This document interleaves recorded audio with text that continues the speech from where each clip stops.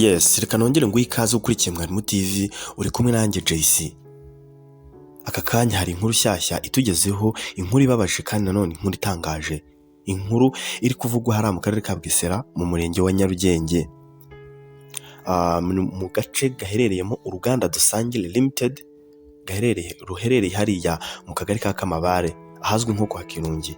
Yes, uruganda rwenga inzoga ruzwi ku izina rya Dusangire Limited rukaba rwenga inzoga Dusangire.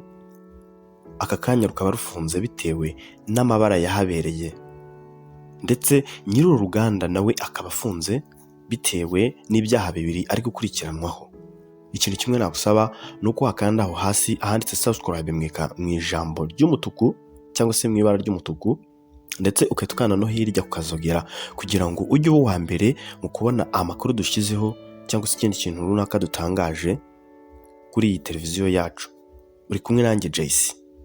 Yes, nyuma rero yuko bitahuwe ko rura ruganda rwapfiriyemo abagabo babiri ndetse bakaba baraguye mu kazi, hanyuma nyiri uru ruganda ntabivuge ndetse agashaka gusibanganya ibimenyetso, nyuma yuko bitangajwe yuko abakozi babiri baguye mu kazi cyangwa se bazize akazi bari gukora, nyiri uru ruganda akaba abifungiwe bitewe nuko ari gukurikiranwaho ibi byaha bibiri: kwica atagambiriye, gusibanganya ibimenyetso mu rwego rwo kuyobya cyangwa se kwimana amakuru. Yes, nguhaye ikaze mu kiganiro. Turi mu karere ka Bugesera mu murenge wa Nyarugenge, akagari ko n'aka Kamabare ahazwi nko kwa Kirungi. Hari uruganda Dusangire Limited. Uru ruganda rwenga inzoga zisembuye zizwi nka Dusangire. Nyiri uru ruganda ni umugore w'imyaka 49, akaba yitwa Uwamariya Beata. Uyu nguyu arafunze.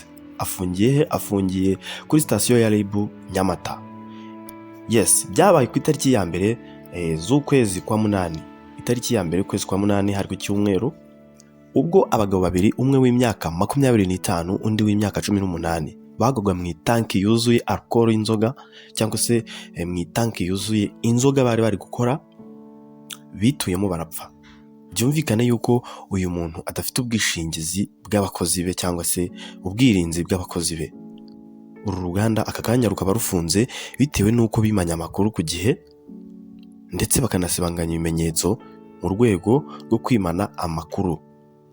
Yes, nyiri uru ruganda rero akaba afunze ari gukurikiranwaho ibi byaha ko ari bibiri biri kuvugwa na Dr. Murangera Thierry, umuvugizi wa REG y'u Rwanda, akaba ari we uri kuvuga yuko itegeko rimugonga, ndetse akaba anavuga yuko aramutse hamwe n'iki cyaha yabihanirwa ndetse akanatanga n'ihazabu y'amafaranga y'u Rwanda atari hejuru ya miliyoni 1.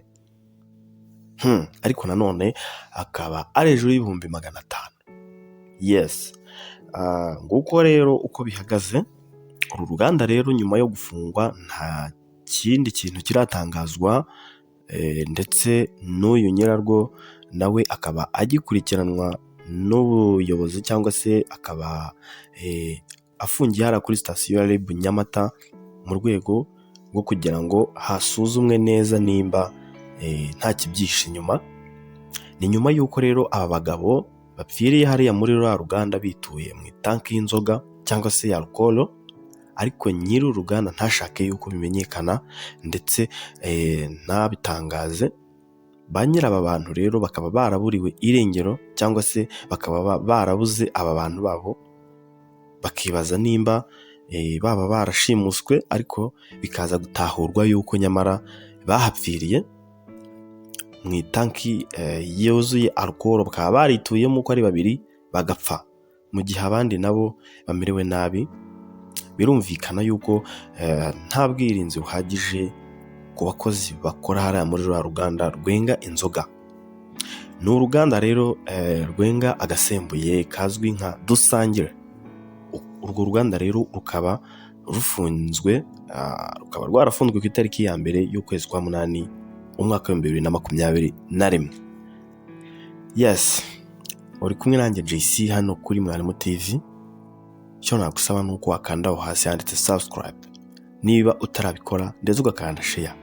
Dukomeze twirinde COVID-19 twambara neza agapfukamunwa, duhana intera ya metero 1, tukaraba amazi meza ndetse n'isabune, cyangwa se mu kimwe dukoresha umuti wabugenewe mu rwego rwo kwirinda COVID-19.